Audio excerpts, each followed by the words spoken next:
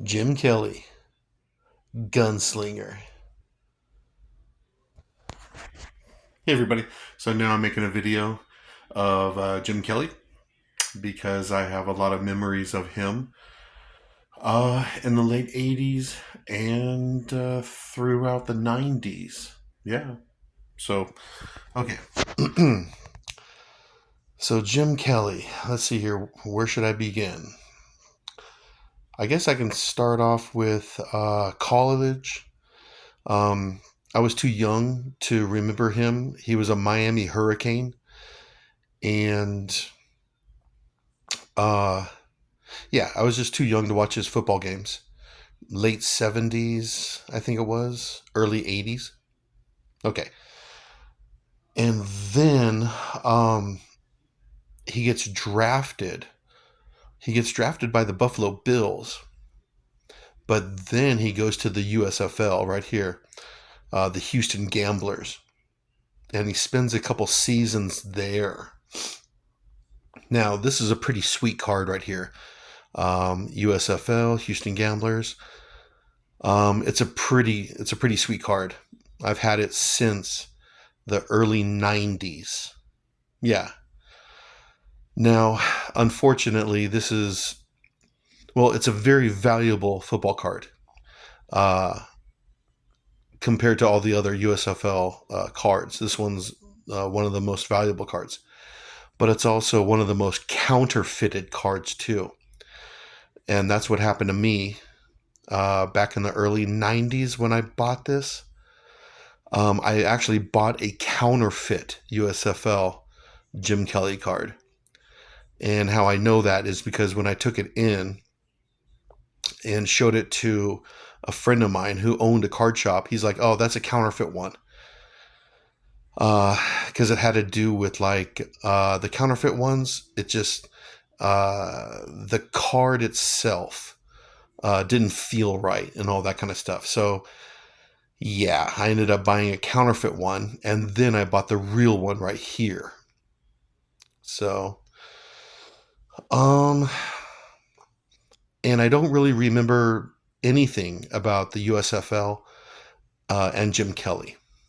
But then I do remember him when he went to the Bills, and it's kind of funny. Uh, he was really happy that he went to the Buffalo Bills because he got a huge quarterback contract. But he's known of saying that that's a place where quarterbacks go and die because of the freezing cold and the weather and the wind and all that kind of stuff. So that's actually kind of funny. So those are some of the memories I have of Jim Kelly. And what else can I tell you about him and my memories? I think it was around 1989 when I started to hear a lot more about Jim Kelly and the Buffalo Bills.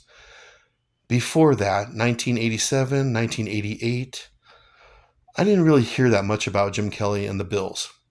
But it was 1989. That's when I started hearing about the K gun, the no huddle offense was like 1989. And what else? I remember watching a playoff game against the Buffalo Bills against the Los Angeles Raiders. Well, I was living in LA at the time and I was a Raider fan, and the K gun and the no huddle offense just destroyed the Raiders like 51-3. Yeah, it was just, and I remember that game.